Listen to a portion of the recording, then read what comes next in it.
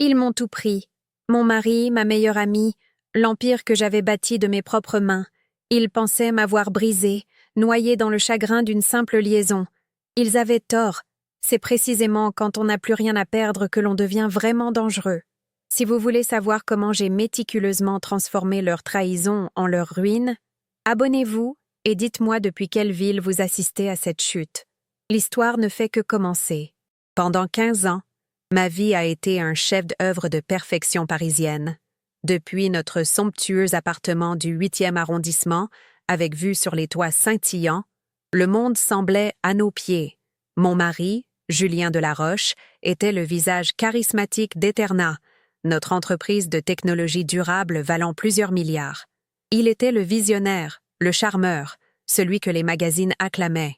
Et moi, Hélène Beaumont, J, était son éminence grise, la directrice des opérations, l'architecte silencieuse qui transformait ses rêves en réalité. Je travaillais dans l'ombre, par choix, convaincue que notre partenariat était une forteresse imprenable, bâtie sur l'amour et une ambition commune. Chaque succès, chaque contrat signé, chaque innovation était, pour moi, une brique de plus à notre édifice commun. J était la machine, il était la âme, et je croyais aveuglément en cette répartition des rôles. Notre forteresse avait un troisième pilier, Chloé Lemaire, ma meilleure amie depuis nos années à HEC Paris, et notre directrice juridique. Elle était plus qu'une collègue, plus qu'une amie. Elle était la gardienne de nos secrets, la confidente de mes doutes, la marraine de notre succès. Je lui confiais tout, de mes stratégies professionnelles les plus audacieuses à mes insécurités les plus intimes. Le trio que nous formions était, à mes yeux, indestructible. Julien, Chloé et moi, la puissance, la loyauté et l'intellect. Nous étions une trinité parfaite, naviguant dans les hautes sphères du monde des affaires parisiens avec une assurance insolente. Je me souviens de soirées passées sur notre balcon, une coupe de champagne à la main, à rire de la facilité avec laquelle nous dominions notre secteur. Je ne voyais pas le venin qui se cachait derrière leur sourire complice. Pour moi, leur dévotion était aussi certaine que le lever du soleil sur la Seine. Cette confiance aveugle, n'était pas une faiblesse.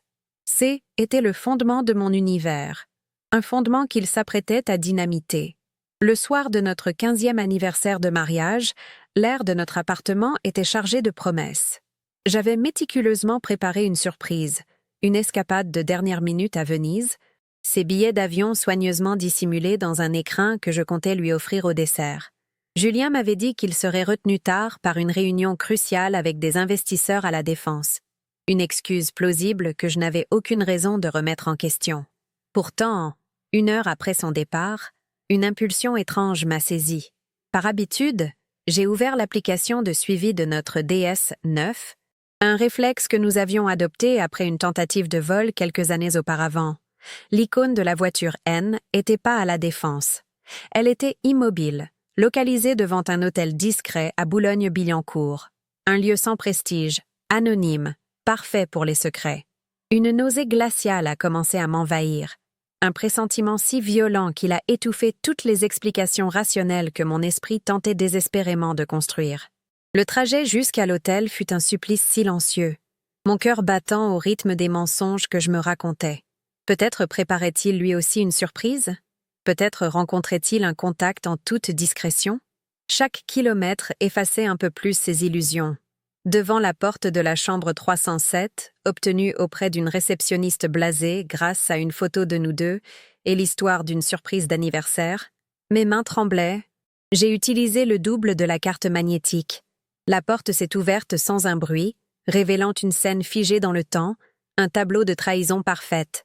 Julien, torse nu, et Chloé, ma meilleure amie, ma sœur de cœur, qui se hâtait de se couvrir avec un drap.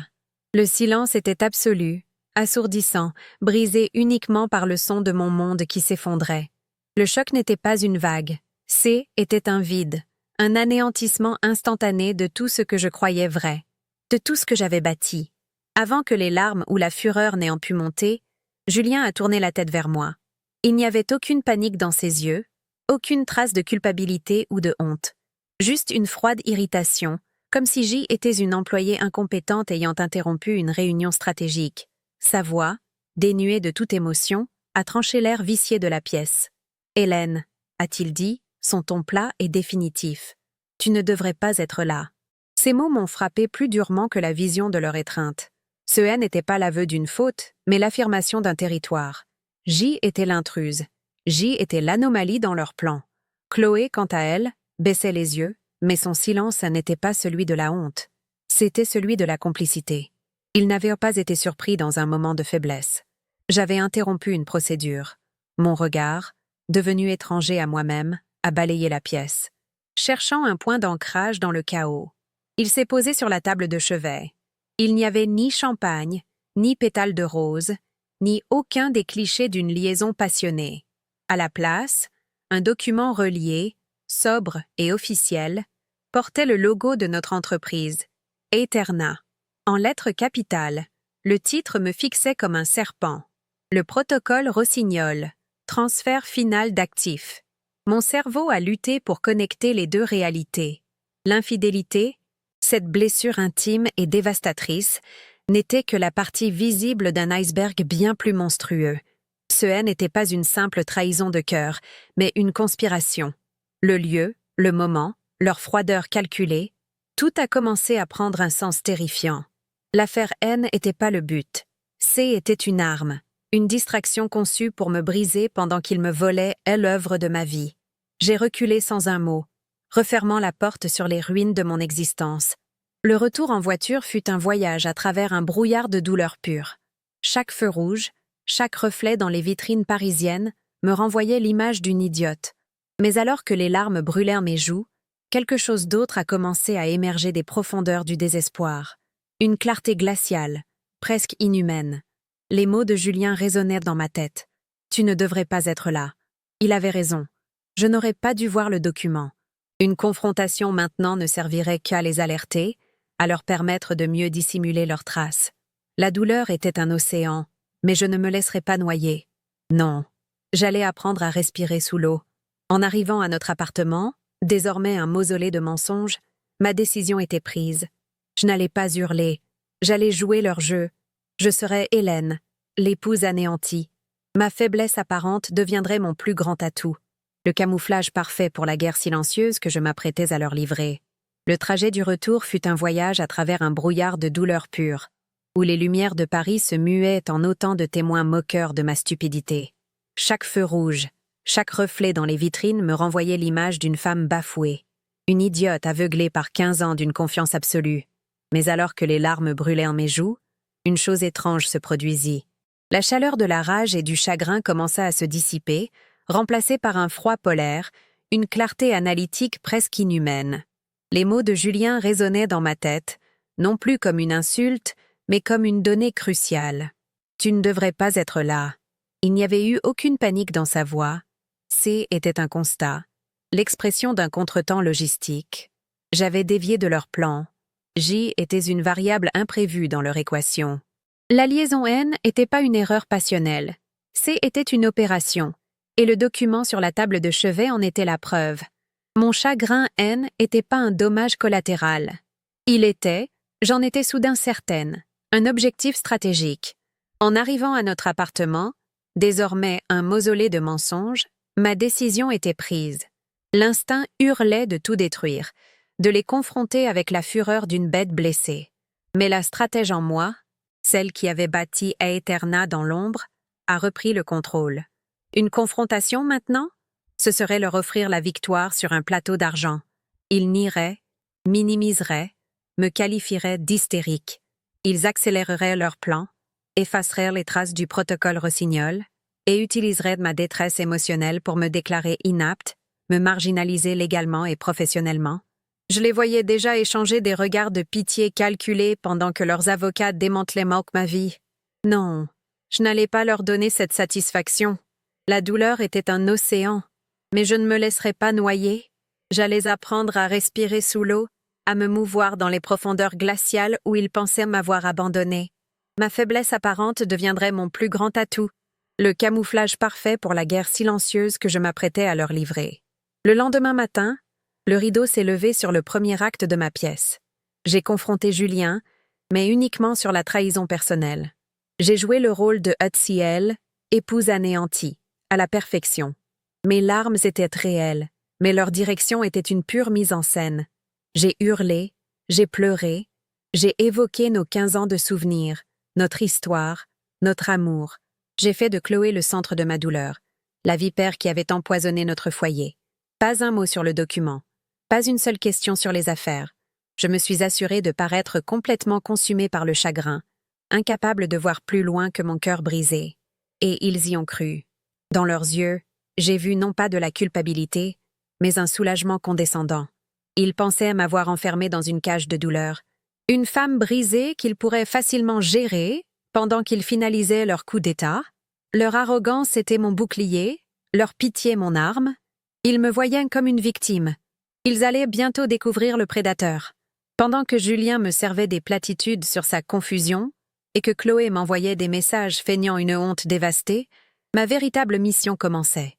Ils me voyaient recroquevillée sur le canapé, noyée dans mon chagrin, mais mon esprit tournait à plein régime, assemblant les pièces du puzzle.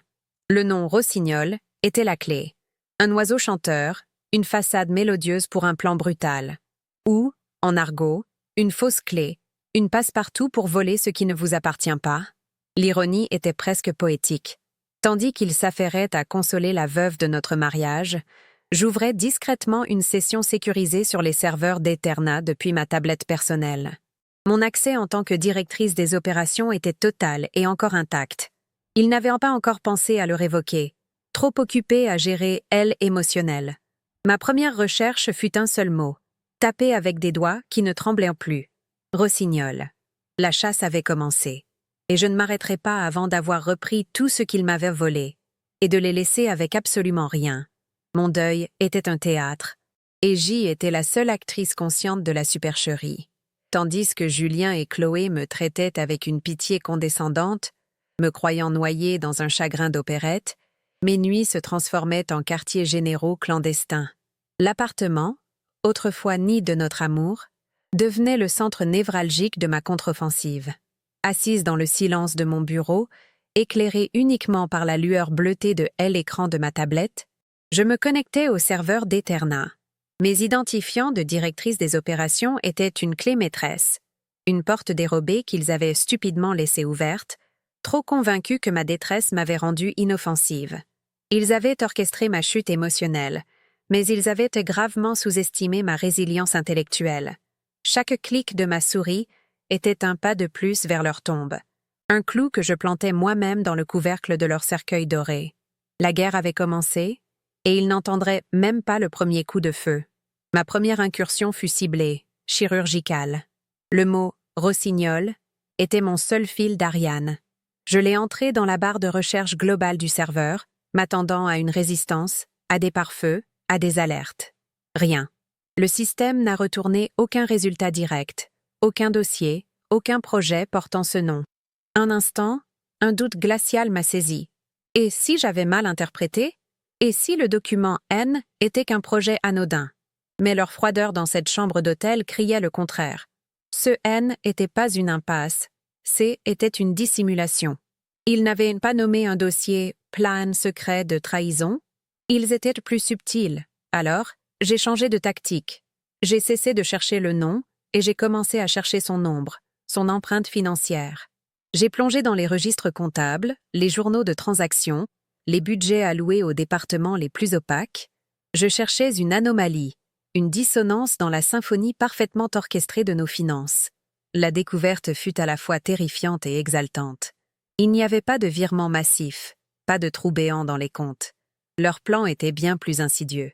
Ils avaient mis en place un système de microtransactions, des centaines de petites ponctions financières, presque invisibles individuellement, siphonnées depuis les budgets de R&D, de marketing et même de maintenance. Chaque transaction était juste en dessous du seuil qui aurait déclenché une alerte automatique ou nécessité une validation supplémentaire. C était un chef de œuvre de détournement discret, une sangsue numérique qui vidait lentement l'entreprise de sa substance. Les fonds convergeaient vers un compte de projet interne, un projet fantôme sans nom, sans objectif déclaré, mais avec un budget qui enflait de jour en jour. Ils ne se contentaient pas de me voler ma vie. Ils dépeçèrent l'entreprise que j'avais saignée pour construire, morceau par morceau. Face à la complexité de leur architecture financière et numérique, j'ai dû admettre une vérité inconfortable. Je ne pouvais pas continuer seul. J'avais besoin d'un allié, quelqu'un qui pouvait naviguer dans les abysses techniques des serveurs sans laisser de traces. Mon regard ne s'est pas tourné vers les cadres supérieurs. Ils étaient soit trop proches de Julien, soit trop visibles. J'avais besoin d'un fantôme, d'un opérateur invisible. C'est alors que je me suis souvenu d'Antoine, un jeune analyste en cybersécurité que j'avais pris sous mon aile quelques années plus tôt. Il était brillant, discret, et profondément désillusionné par la politique de bureau qu'il voyait comme un frein à la véritable innovation. Je lui avais un jour obtenu une prime pour avoir identifié une faille de sécurité que tout le monde avait ignorée. Il me devait une forme de loyauté, non pas envers l'entreprise, mais envers moi. Il était le candidat parfait, compétent, invisible, et avec une raison personnelle de mépriser l'establishment que Julien incarnait. Je l'ai contacté en dehors des canaux officiels, lui proposant un café dans un petit établissement anonyme du Marais, loin des yeux et des oreilles de la défense. Je ne lui ai pas tout révélé, pas au début. Je lui ai présenté la situation comme un défi technique, un puzzle. J'ai parlé d'une anomalie de sécurité interne, d'un projet non autorisé, qui drainait des ressources et que je devais comprendre avant de le remonter au conseil d'administration. Je lui ai fait appel non pas en tant que sa supérieure, mais comme une mentor sollicitant l'aide de son protégé le plus talentueux. Ses yeux se sont illuminés, non pas par ambition, mais par la pure excitation intellectuelle du défi. Il a accepté sans hésiter, me promettant une discrétion absolue. Mon armée secrète venait de doubler de taille. Nous étions désormais 2. Le travail d'Antoine a dépassé toutes mes espérances. En 48 heures, il a non seulement confirmé mes soupçons, mais il a fait exploser l'étendue de la conspiration. En suivant la piste des microtransactions jusqu'à leur destination finale, il a percé les couches de cryptage et a découvert la vérité. Les fonds N n'étaient pas simplement stockés dans un projet fantôme. Ils étaient systématiquement transférés vers une société écran, une coquille vide immatriculée au Luxembourg. Le nom de cette société était Lux Aeterna. L'ironie était à vomir.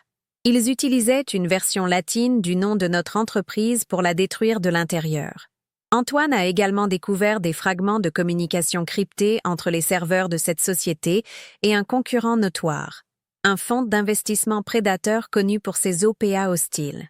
Le protocole Rossignol-N n'était pas un simple détournement.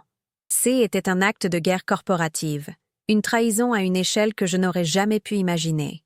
Armé de ces informations, je suis passé à la phase offensive. Mon premier coup ne serait pas financier, mais psychologique. Je devais introduire le poison du doute dans leur partenariat.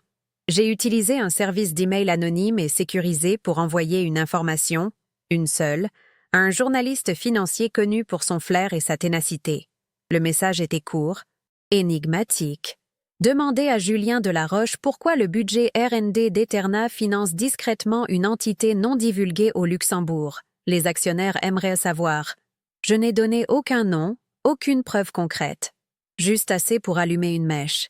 Je savais que le journaliste ne pourrait pas publier un article complet, mais il poserait des questions. Et la simple existence de ces questions, venant de l'extérieur, créerait une onde de choc dans leur camp. La paranoïa était sur le point de s'installer. L'effet fut immédiat et délicieux à observer. Lors d'une réunion du comité exécutif quelques jours plus tard, à laquelle j'assistais en jouant mon rôle de veuve éplorée, le sujet a été abordé. Julien a balayé la question avec son arrogance habituelle, la qualifiant de « rumeur infondée », lancée par des concurrents jaloux. Mais j'ai vu le regard qu'il a échangé avec Chloé.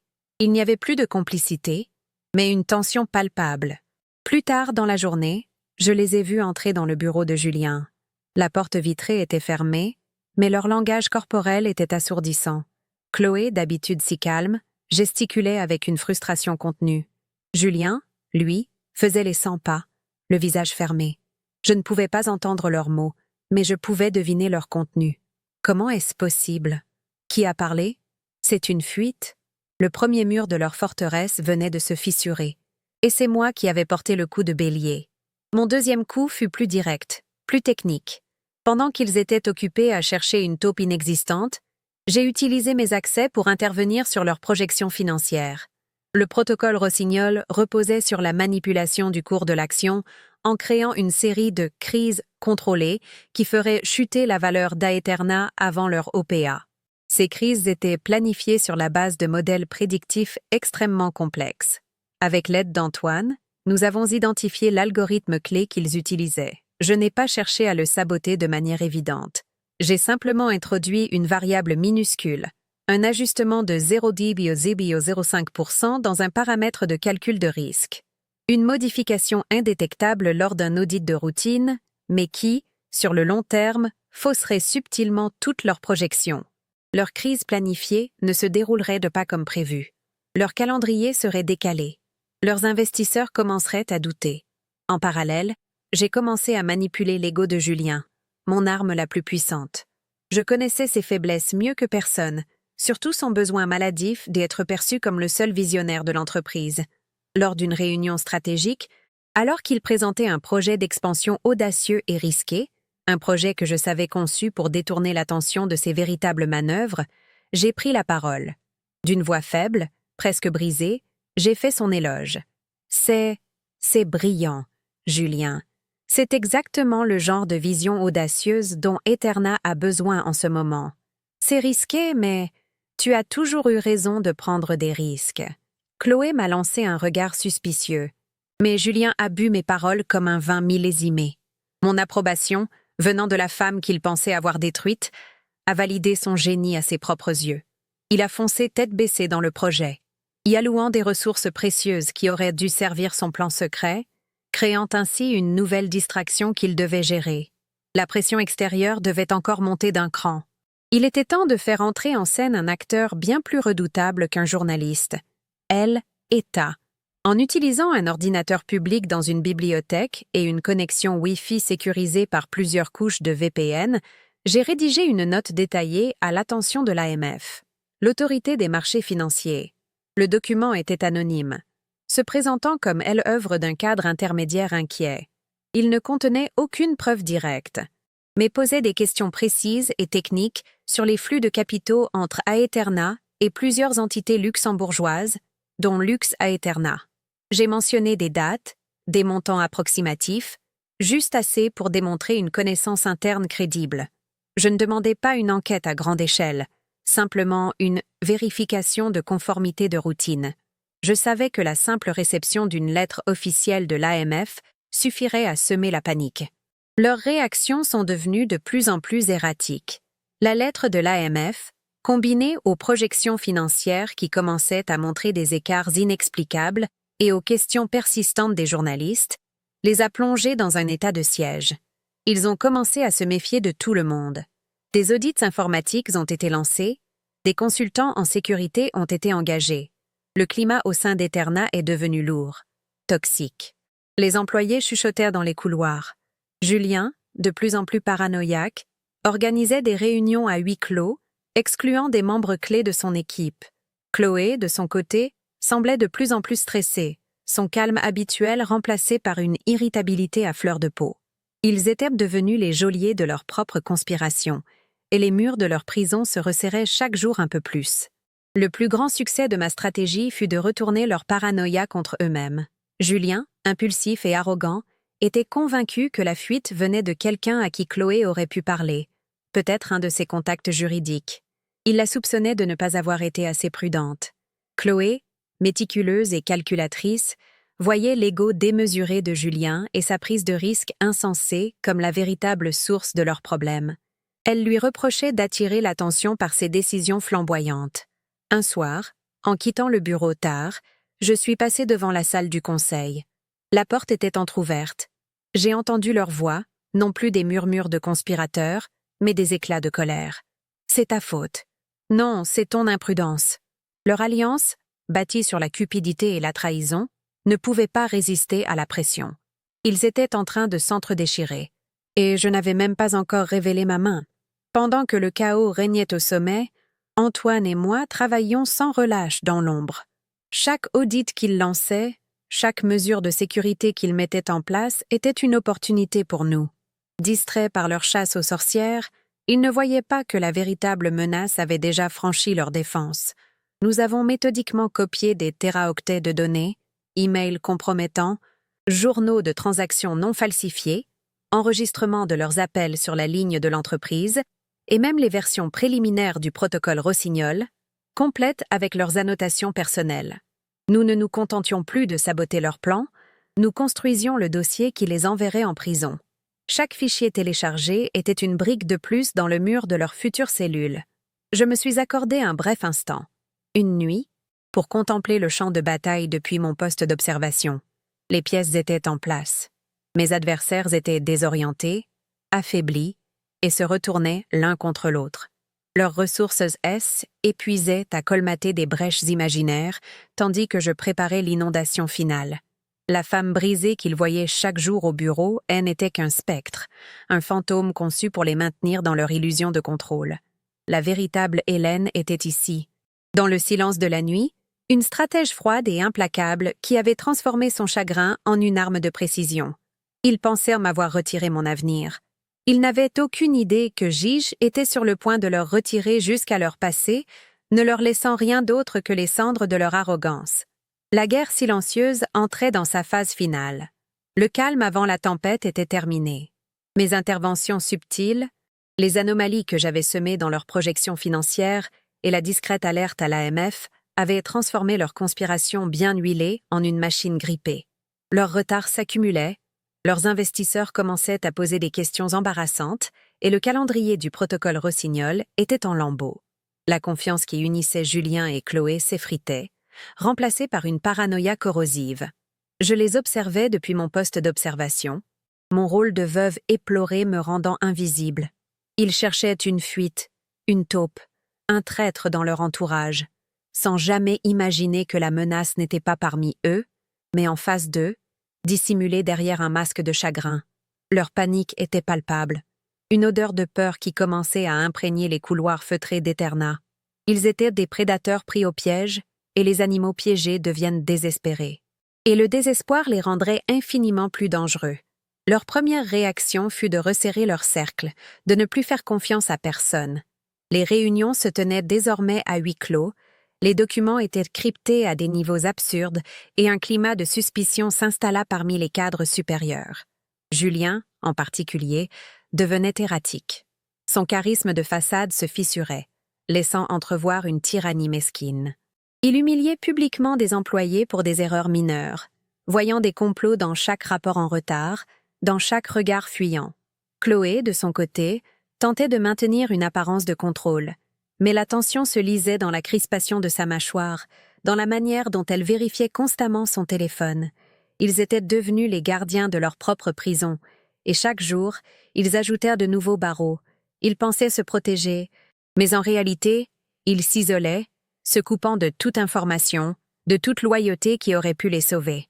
Ils créaient le vide autour d'eux, un vide que je comptais bien remplir.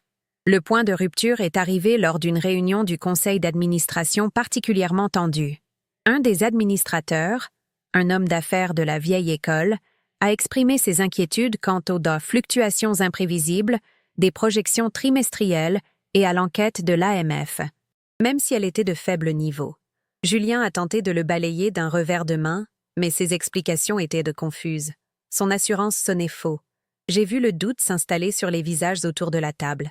Plus tard dans la journée, caché dans les logs de surveillance auxquels Antoine m'avait donné accès, j'ai intercepté un échange de messages entre Julien et Chloé. Leurs mots étaient froids, paniqués. Nous perdons le contrôle. L'enquête de l'AMF ne va pas s'arrêter là. Ils sentent quelque chose. La réponse de Chloé fut glaciale et décisive. Alors il faut leur donner quelque chose à trouver, ou plutôt, quelqu'un. La chasse au bouc émissaire était officiellement ouverte. Leur logique était à la fois brutale et prévisible. Pour mettre fin aux soupçons, ils devaient présenter une victime sur un plateau d'argent, un coupable plausible qui expliquerait toutes les anomalies, toutes les fuites. Ce coupable devait être crédible, avoir accès à des informations sensibles, et surtout, sa chute devait servir leurs intérêts en éliminant un obstacle potentiel. Mon cœur s'est serré. Je savais immédiatement où leur regard allait se tourner. Ils n'allaient pas choisir un simple employé. Ils allaient viser quelqu'un de proche, quelqu'un dont la disgrâce m'atteindrait personnellement, m'isolant davantage et discréditant quiconque pourrait encore me soutenir au sein de l'entreprise. Ils allaient transformer leur défense en une attaque personnelle contre moi, en utilisant un pion innocent. Et dans l'échiquier d'Eterna, il n'y avait qu'une seule personne qui correspondait parfaitement à ce profil tragique. Marc Fournier, le chef de notre département de recherche et développement, un homme d'une intégrité sans faille qui travaillait avec moi depuis la création d'Eterna. Il avait été mon premier mentor, bien avant Julien, et il était resté un ami fidèle, une figure paternelle dont les conseils avisés m'avaient guidé à travers de nombreuses crises. Il était la mémoire de l'entreprise, l'incarnation de son âme originelle, et c'est précisément ce qui faisait de lui la cible parfaite. Il était loyal envers moi, pas envers Julien. Il était de la vieille école, peut-être moins à l'aise avec les subtilités de la cybersécurité moderne, ce qui le rendait facile à piéger avec des preuves numériques fabriquées. Et surtout, le sacrifié enverrait un message terrifiant à tous les autres. Personne n'était à l'abri.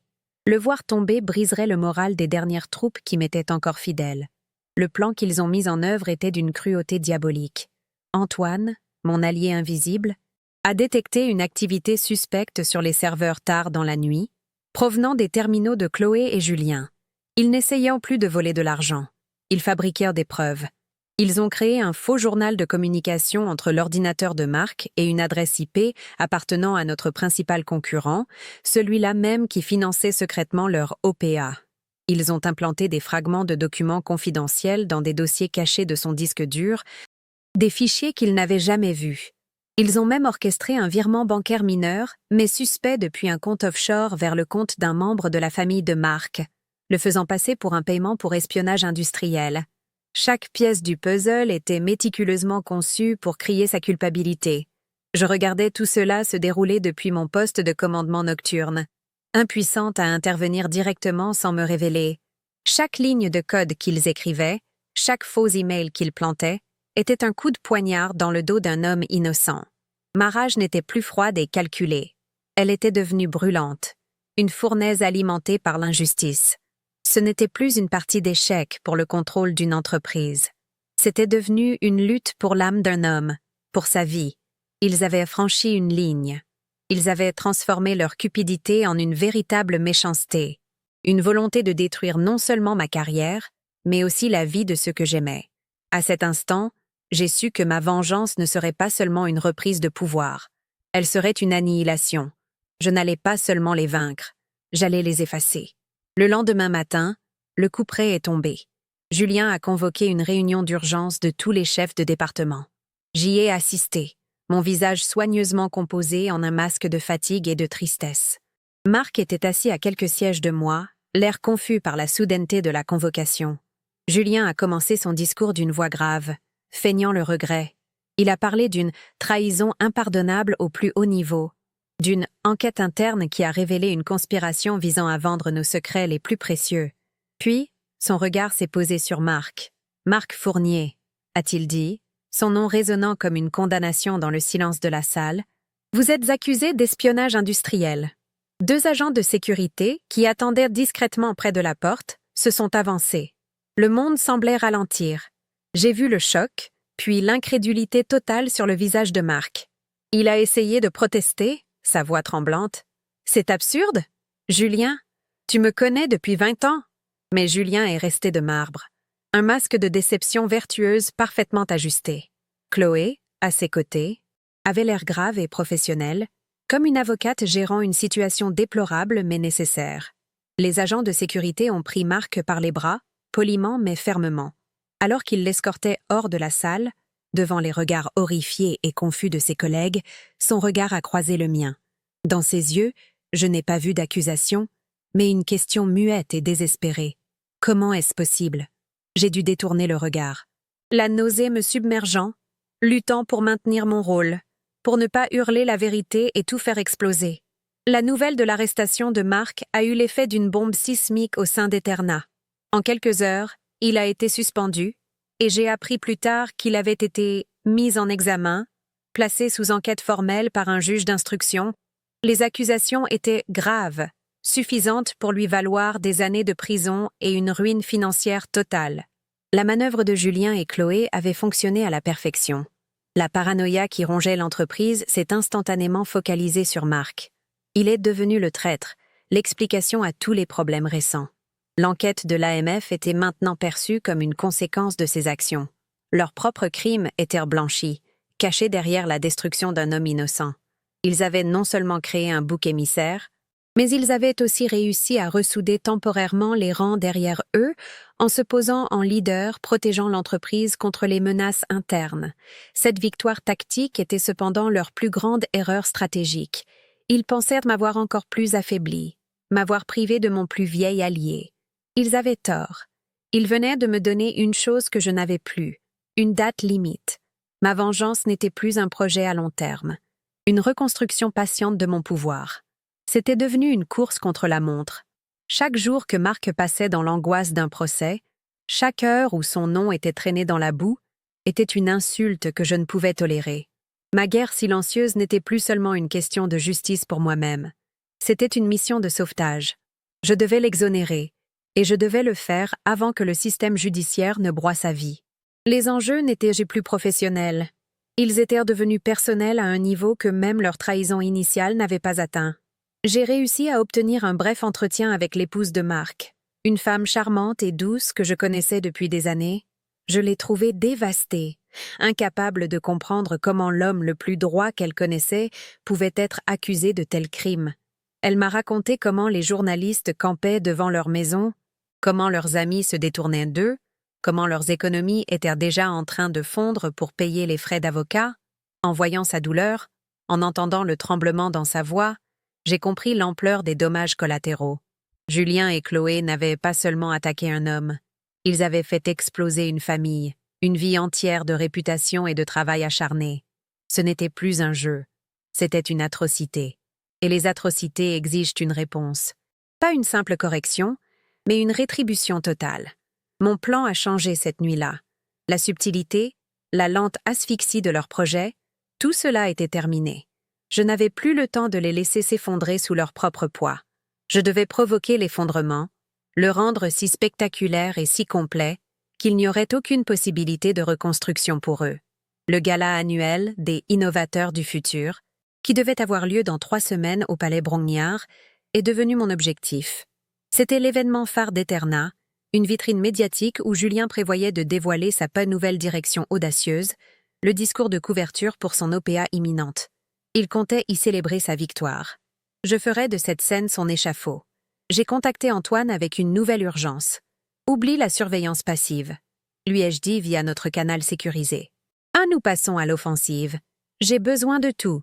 Chaque email, chaque enregistrement, chaque transaction. Mais surtout, j'ai besoin de la preuve irréfutable qu'ils ont piégé Marc Fournier. Antoine, qui admirait profondément Marc, n'a pas hésité une seconde.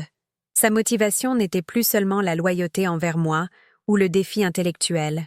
C'était maintenant une question de justice. Nous sommes passés d'une équipe de sabotage à une cellule de renseignement préparant un coup d'État. Nos nuits sont devenues plus longues, notre travail plus intense.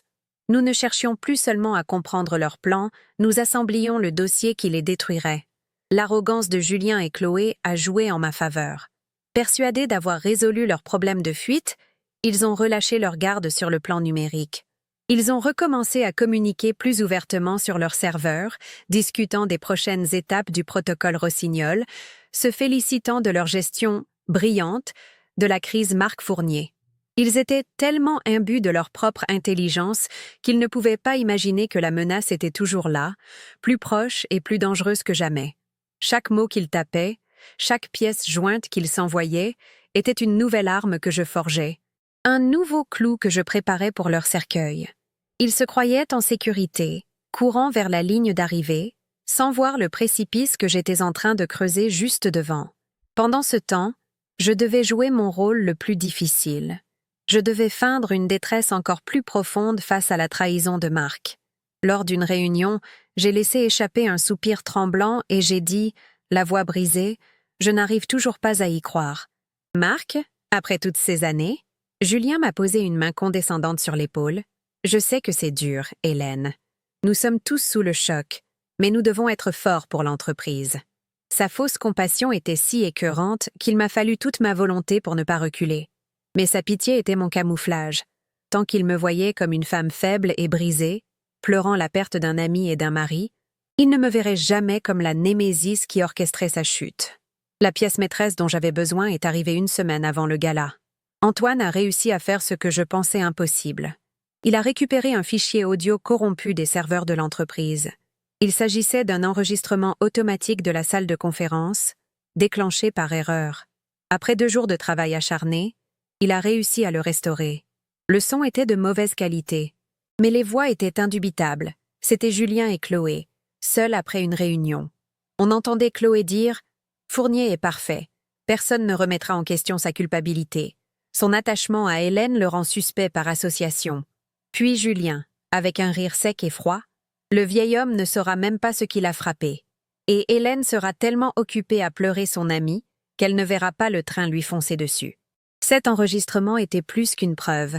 C'était leur condamnation, prononcée de leur propre bouche, le mépris dans leur voix, le calcul froid, le rire de Julien.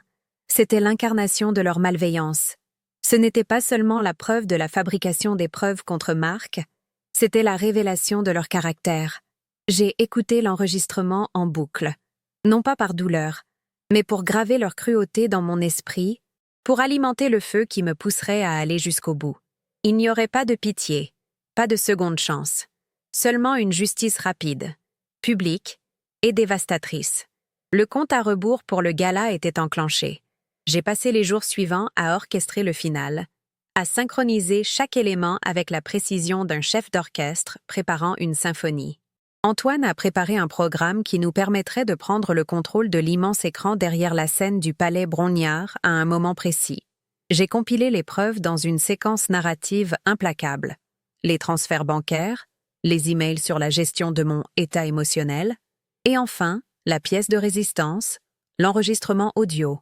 Chaque élément était conçu pour s'enchaîner au précédent, construisant un crescendo de culpabilité qui ne laisserait aucune place au doute. En parallèle, je devais m'assurer que la justice suive son cours immédiatement après la révélation publique. Utiliser les canaux officiels était trop lent et risqué. J'ai donc contacté, par un intermédiaire anonyme, un contact de haut niveau au sein de la police judiciaire, un homme réputé pour son intégrité et son aversion pour les crimes en col blanc. Je lui ai fait parvenir un aperçu crypté des preuves, sans révéler ma source, en lui indiquant que le dossier complet et non falsifié serait rendu public à une date et une heure précises. Je lui ai donné juste assez d'informations pour qu'il puisse préparer une équipe, pour qu'il soit prêt à agir dès que le rideau tomberait. Je ne voulais pas seulement une humiliation publique, je voulais des menottes. La veille du gala, un sentiment de calme étrange s'est emparé de moi. La rage brûlante avait laissé place à une détermination glaciale. J'ai regardé mon reflet dans le miroir. La femme anéantie, l'épouse trahie, avait disparu. À sa place se tenait une stratège, une exécutrice. Julien et Chloé avaient tenté de me briser, de me réduire à une victime passive de leur ambition. Au lieu de cela, ils avaient forgé une arme. Ils m'avaient tout pris, et ce faisant, ils m'avaient rendu libre. Libre de la peur, libre du doute, libre de toute pitié. Demain, ils monteraient sur scène pour réclamer leur empire. Ils ne savaient pas qu'ils marchaient simplement vers leur propre exécution. Leur escalade désespérée en sacrifiant Marc avait été leur erreur fatale. Ils pensaient que c'était un coup de maître, un mouvement qui consolidait leur pouvoir et neutralisait leur principale menace. Mais en attaquant un innocent, ils ont transformé ma quête de vengeance en une croisade pour la justice. Ils m'ont donné une cause plus grande que ma propre douleur, un objectif qui transcendait la simple récupération de mes biens. Ils m'ont forcé à abandonner la subtilité et à opter pour l'annihilation totale. Ils voulaient que je sois spectatrice de leur triomphe. Au lieu de cela, ils allaient être les acteurs principaux de leur propre chute, et le monde entier serait mon public. L'ironie de la situation était presque poétique. Ils avaient utilisé ma détresse émotionnelle comme une arme contre moi, comptant sur elle pour m'aveugler. Et maintenant, c'est ma propre émotion, transmutée en une fureur juste et ciblée par leur cruauté envers Marc, qui allait signer leur arrêt de mort. Ils avaient sous-estimé la force qui peut naître du désespoir, la clarté qui émerge lorsque l'on n'a plus rien à perdre et tout à défendre. Leur plan était basé sur une mauvaise lecture fondamentale de qui j'étais. Ils voyaient une femme. Ils auraient dû voir une reine protégeant son royaume, même en ruine. Ma dernière action avant de me préparer pour le gala fut d'envoyer un message anonyme à l'épouse de Marc. 3 mots seulement. La justice arrive. C'était une promesse. Une promesse que je n'étais pas seulement en train de détruire mes ennemis, mais que j'étais aussi en train de reconstruire le monde d'un homme innocent. Ce n'était plus seulement ma vengeance. C'était sa rédemption. Et le prix de sa rédemption serait la damnation éternelle de Julien Delaroche et de Chloé Lemaire. Leur décision de piéger Marc Fournier a transformé ce qui aurait pu être une simple prise de contrôle d'entreprise en un acte de pure vilainie. Ils ont démontré qu'il n'y avait aucune limite à leur dépravation, aucune ligne morale qu'ils ne franchiraient pas pour arriver à leur fin. Cette absence totale de scrupules justifiait ce que j'allais faire. Je n'étais plus simplement en train de rendre la monnaie de leurs pièces. J'étais en train d'éradiquer une maladie, un cancer qui rongeait l'entreprise que j'avais bâtie et qui menaçait de détruire des vies innocentes.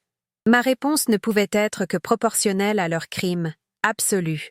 La transformation de ma vengeance en une lutte pour la survie, non pas la mienne, mais celle de Marc, a solidifié ma résolution. Le doute qui aurait pu subsister, la petite voix qui aurait pu me demander si j'allais trop loin, s'est tue à jamais. Ils avaient fait de moi un instrument de justice. Ils avaient choisi la voie de la destruction, et je n'allais faire que les accompagner jusqu'à sa conclusion logique. Leur désespoir les a rendus cruels, et leur cruauté a scellé leur destin. Le gala des « innovateurs du futur » serait le théâtre de leur fin. Ils avaient choisi la scène, les lumières, le public. Je n'avais plus qu'à écrire le dernier acte de leur tragédie. Ils s'attendaient à des applaudissements, à la consécration de leur génie. Ils recevraient le silence stupéfait d'une foule assistant à leur déshabillage public, suivi par le son des sirènes de police. C'était une fin appropriée pour des gens qui avaient repassé leur vie à construire une façade.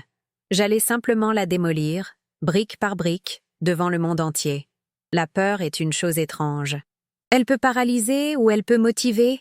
Pour Julien et Chloé, elle les a poussés à commettre une erreur irréparable. Pour moi, leur attaque contre Marc a anéanti la dernière parcelle de peur qui pouvait rester en moi. Je n'avais plus peur de l'échec, ni des conséquences. Mon chemin était clair. Je n'étais plus la victime de leur histoire. J'étais l'auteur de la leur, et j'écrivais le chapitre final. La survie a de multiples facettes.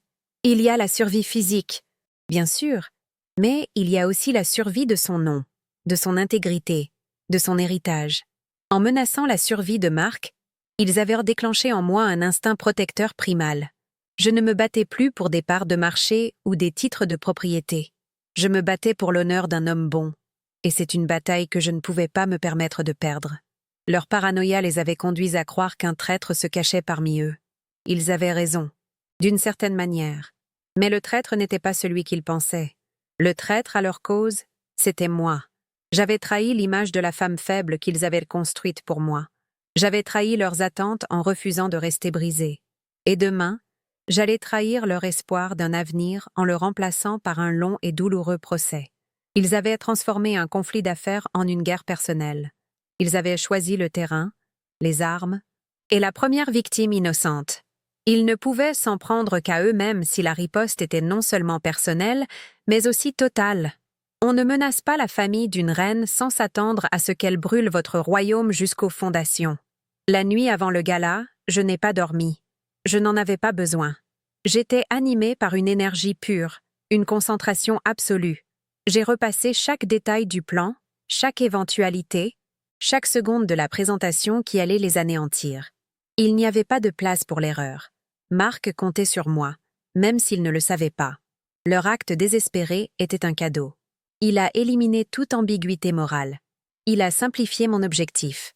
Avant Marc, ma vengeance était une tapisserie complexe de justice d'entreprise et de réparation personnelle.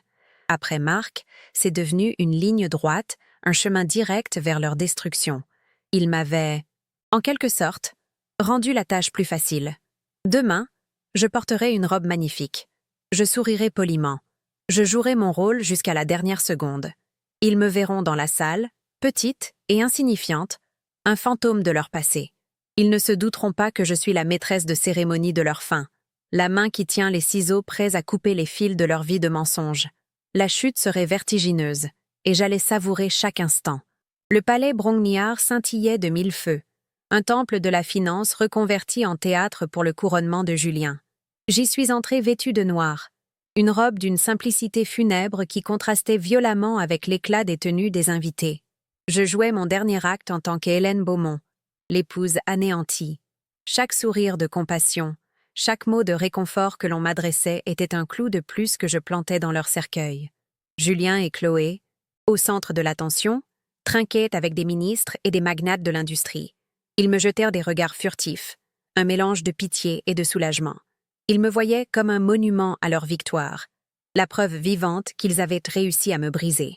Ils savouraient déjà leur triomphe, aveugles au fait que leur scène de gloire avait été méticuleusement transformée en échafaud, et que j'étais la seule à tenir la corde du bourreau. Le spectacle allait bientôt commencer. Quand Julien monta sur scène, il fut accueilli par un tonnerre d'applaudissements. Il n'était pas un PDG, mais un empereur saluant la foule avant les jeux du cirque. Derrière lui, l'écran géant affichait le logo d'Eterna, un symbole de pureté et d'avenir qu'il avait souillé de sa cupidité. Il a commencé son discours, sa voix chaude et charismatique, emplissant la salle majestueuse. Il parlait de « nouvelle ère », de paradigme de l'avenir, de intégrité au cœur de l'innovation. Chaque mot était un mensonge poli, une insulte à la mémoire de ce que nous avions bâti ensemble. Je l'écoutais depuis un coin sombre de la salle, mon cœur battant à un rythme lent et régulier. Je n'étais pas nerveuse. J'étais une prédatrice observant sa proie s'avancer dans le piège. Il se délectait de l'attention, ignorant que chaque seconde de son discours le rapprochait de sa propre annihilation. Il était temps de changer le script de sa soirée. Au moment précis où il prononça le mot « transparence », j'ai donné le signal à Antoine via mon téléphone. L'écran derrière Julien a clignoté une seule fois. Le logo d'Eterna a disparu, remplacé par une série de relevés bancaires complexes. Un silence confus a commencé à se répandre dans la salle. Les chiffres étaient petits, mais les flèches rouges étaient claires, montrant un flux constant de capitaux sortant des budgets de recherche, de marketing, de maintenance, et convergeant vers une seule destination, une société écran nommée Lux Aeterna. Le murmure est devenu plus fort. Le visage de Julien, d'abord irrité par ce qu'il pensait être un problème technique, s'est figé. Son regard a balayé la foule, me cherchant, mais je suis restée dans l'ombre. Puis ses yeux se sont posés sur Chloé, dont le visage était devenu blanc comme un linge. Le premier mur de leur forteresse venait de s'effondrer en public. La fraude financière n'était que le squelette de leur trahison. Il était temps de montrer la chair. L'écran a de nouveau changé, affichant cette fois des extraits de leurs conversations privées, des emails, des messages instantanés, projetés en lettres géantes pour que personne ne puisse les manquer. Ils ne parlaient pas de leur liaison, mais de moi. Il faut continuer à gérer son état émotionnel. Assure-toi qu'elle reste concentrée sur le deuil. Elle ne doit rien soupçonner. Son chagrin est notre meilleur atout jusqu'à ce que le protocole soit finalisé. Un murmure d'horreur a parcouru la salle. Ce n'était plus une histoire de détournement de fonds, c'était l'anatomie d'une manipulation psychologique cruelle. Le public ne voyait plus un couple puissant, mais deux monstres froids et calculateurs. Julien a tenté de parler, de balbutier une excuse, mais sa voix s'est brisée. La pitié dans les yeux des invités s'était transformée en un mépris glacial. Le silence est devenu absolu, oppressant, lorsque le troisième acte a commencé. L'écran est devenu noir, puis un simple lecteur audio est apparu, et leurs voix ont rempli la salle. C'était l'enregistrement qu'Antoine avait récupéré, leur conversation sur la manière de piéger Marc Fournier. La voix de Chloé, nette et précise. Fournier est parfait. Personne ne remettra en question sa culpabilité. Son attachement à Hélène le rend suspect par association. Puis, le son qui a scellé leur destin, le rire sec et froid de Julien. Le vieil homme ne saura même pas ce qui l'a frappé. Et Hélène sera tellement occupée à pleurer son ami qu'elle ne verra pas le train lui foncer dessus. Ce rire, dénué de toute humanité, a résonné sous les voûtes du palais Brongniart. Ce n'était plus un scandale financier ou une trahison personnelle, c'était la révélation publique d'une méchanceté pure, la preuve irréfutable de leur âme corrompue. Mon dernier acte n'était pas une punition, mais une rédemption. L'écran s'est divisé en deux. À gauche, un gros plan sur le visage de Julien, décomposé par la terreur, la sueur perlant sur son front. Il était l'image de la culpabilité incarnée. À droite, une diffusion en direct, une image légèrement tremblante provenant d'une caméra discrète. On y voyait Marc Fournier, chez lui, assis à sa table de cuisine, le visage marqué par des semaines d'angoisse. Soudain, on a frappé à sa porte. 2 officiers de la police judiciaire sont entrés. Mais ils ne tenaient pas de menottes. L'un d'eux a tendu à Marc une lettre officielle. La caméra a zoomé sur le document. C'était une lettre d'exonération, annulant toutes les charges contre lui. J'avais envoyé le dossier complet et non falsifié aux autorités 1 heure plus tôt. Le visage de Marc s'est effondré, non pas de peur, mais de soulagement. Des larmes de justice enfin rendues coulant sur ses joues. D'un côté de l'écran, la chute d'un tyran. De l'autre, la renaissance d'un homme bon. Le silence dans la salle fut brutalement brisé, non pas par des murmures, mais par le crépitement assourdissant des flashs des appareils photo. Les journalistes, qui étaient là venus pour un article sur l'innovation, avaient en maintenant l'histoire de la décennie. Julien et Chloé étaient figés sur scène, piégés dans la lumière crue de leur propre infamie, des statues de cire fondant sous le feu des projecteurs. Leurs alliés politiques se sont discrètement éclipsés. Les investisseurs se sont détournés avec dégoût. Ils étaient seuls, complètement seuls, nus et exposés devant le monde qu'ils avaient tant cherché à impressionner. Depuis mon poste d'observation, je les regardais, et pour la première fois, je ne ressentais plus rien. Ni haine, ni joie triomphante. Juste le calme glacial et satisfaisant d'une équation parfaitement résolue. La dette avait été payée. Le livre était clos.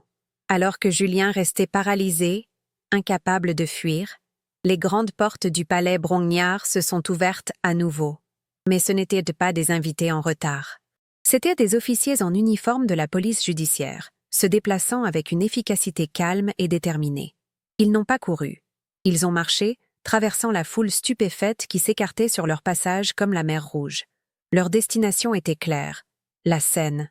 Ils sont montés par les escaliers latéraux, encadrant un Julien catatonique et une Chloé en larmes silencieuses. Le clic des menottes fut le seul son audible dans l'immense salle, un point final métallique et sans appel à leur règne de mensonges. Ils voulaient un empire. Je leur ai offert une cellule. Ils voulèrent le trône. Je leur ai donné l'échafaud. La partie était terminée. Échec et mat. Je suis sorti de l'ombre au moment où les portes se refermaient sur eux. Le silence dans le palais Brongniart était assourdissant, rompu seulement par les chuchotements choqués et le cliquetis des appareils photo. Je n'ai pas souri. Je n'ai pas versé une larme de soulagement. J'ai simplement traversé la salle, la tête haute, mon deuil fin remplacé par une autorité tranquille qui semblait émaner de moi. Les gens s'écartaient, leur regard passant de la pitié au respect, puis à une forme de crainte. Ils ne voyaient plus la femme bafouée, mais l'architecte d'une justice implacable. En passant devant la scène vide, je n'ai ressenti ni triomphe ni joie. Seulement le calme profond d'un livre qui se referme, d'une dette qui a été payée avec les intérêts les plus élevés. La guerre était finie. La reconstruction pouvait commencer. Le chaos médiatique qui a suivi fut un tsunami.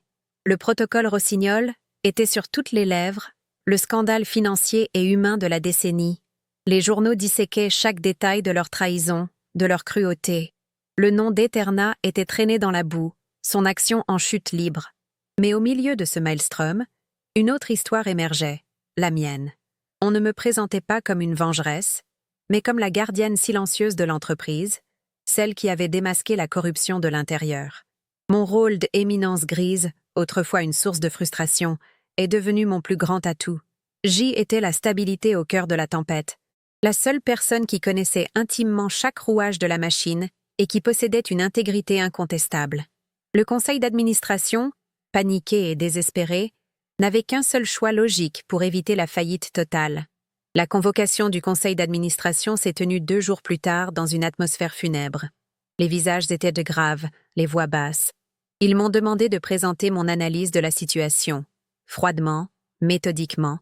J'ai exposé l'étendue des dégâts, mais j'ai surtout présenté un plan de redressement détaillé que j'avais préparé depuis des semaines. J'ai parlé de restructuration, de transparence, d'une nouvelle éthique d'entreprise. Je n'ai pas demandé le pouvoir. J'ai démontré que je l'exerçais déjà. À la fin de ma présentation, le président du conseil, un vieil homme qui avait toujours eu de l'estime pour mon travail, a pris la parole. « Hélène, a-t-il dit, sa voix résonnant dans la salle silencieuse, l'entreprise n'a pas besoin d'un PDG par intérim. Elle a besoin de son véritable leader. Le poste est à vous. Ce N n'était pas une offre. C était une capitulation. Mon premier acte en tant que présidente directrice générale ne fut pas de m'installer dans le bureau de Julien. Ce fut de prendre ma voiture et de me rendre personnellement chez Marc Fournier. Je l'ai trouvé dans son jardin, le visage encore marqué mais avec une lueur nouvelle dans les yeux. Je ne lui ai pas présenté d'excuses, car je n'ai été pas responsable. Je lui ai offert une réparation. « Marc, lui ai-je dit, Eterna a une dette envers vous que l'argent ne pourra jamais payer. Mais je peux vous rendre votre honneur et votre place. Je ne vous demande pas de revenir en tant que chef de la R&D. Je vous demande de siéger à mes côtés, en tant que conseiller spécial de la présidence, pour m'aider à reconstruire cette entreprise sur des bases d'intégrité. » Ses yeux se sont embués, et en acceptant, il n'a pas seulement réintégré l'entreprise, il est devenu le premier pilier de mon nouveau royaume. Le sort de Julien et Chloé fut rapide et brutal. Leur procès fut une formalité, les preuves que j'avais rassemblées étant accablantes. Ils ont été condamnés à de lourdes peines de prison pour fraude, abus de biens sociaux et délits d'initiés. Mais je ne me suis pas arrêtée là. J'ai lancé des procédures civiles pour récupérer chaque centime qu'ils avaient détourné. J'ai utilisé ma connaissance intime de leurs finances pour traquer leurs comptes offshore, leurs biens immobiliers cachés, leur portefeuille d'investissement secret. Je les ai méthodiquement dépouillés de tout, jusqu'au dernier euro. Je ne voulais pas de leur argent pour moi. Chaque actif récupéré a été réinjecté dans un fonds pour les employés d'Eterna, en compensation du préjudice moral et de l'incertitude qu'ils avaient subi. Ils ne finiraient pas seulement leur vie en prison, ils en sortiraient sans rien, leur nom synonyme de honte et de faillite. Pendant que la justice suivait son cours, je menais ma propre purge au sein d'Eterna. Ce ne fut pas un bain de sang, mais une intervention chirurgicale. Tous ceux qui avaient été les complices zélés de Julien, les courtisans qui avaient profité de son règne de façade, ont été poliment mais fermement remerciés. Je les ai remplacés non pas par des gens qui me seraient loyaux, mais par des esprits brillants, des professionnels compétents dont la seule allégeance irait à l'entreprise et à ses valeurs. En quelques semaines, j'ai démantelé la culture toxique de la politique de bureau et de la flatterie pour la remplacer par une méritocratie fondée sur le talent, le travail acharné et, par-dessus tout, la transparence. L'air dans les couloirs a changé. La peur a laissé place à une nouvelle énergie, une nouvelle motivation. J'ai ensuite dévoilé ma nouvelle vision pour Aeterna. J'ai abandonné les projets tapés à l'œil et les annonces marketing grandioses de Julien. Je nous ai recentrés sur notre cœur de métier, l'innovation durable, la technologie qui avait un impact réel et positif. J'ai triplé le budget de la R&D, celui-là même que Julien avait saigné à blanc. J'ai lancé un programme de participation aux bénéfices pour tous les salariés, liant leur succès directement à celui de l'entreprise. Je n'étais plus l'éminence grise travaillant dans l'ombre. J'y étais sur le devant de la scène, non pas avec des discours charismatiques, mais avec des actions concrètes et des résultats tangibles. La confiance des investisseurs est revenue, plus forte qu'auparavant, car LN était plus basée sur le charme d'un homme, mais sur la solidité d'une vision. Un soir, je suis retournée seule dans notre ancien appartement du 8e arrondissement. Le lieu, autrefois un symbole de perfection, me semblait froid et étranger, un décor de théâtre après la dernière représentation. Je n'ai pas pleuré. Je n'ai pas ressenti de colère. J'ai simplement fait le tour des pièces, rassemblant les dernières traces de Julien, ses costumes sur mesure, ses montres de luxe, ses photos arrogantes. Je n'ai rien détruit. J'ai tout fait emballer et envoyer à une œuvre de charité. C était un acte de nettoyage, pas de rage. En vidant cet espace de son influence, je me libérais de la dernière chaîne qui me reliait à mon ancienne vie. Le lendemain, j'ai mis l'appartement en vente. Je n'avais plus besoin d'une forteresse dorée.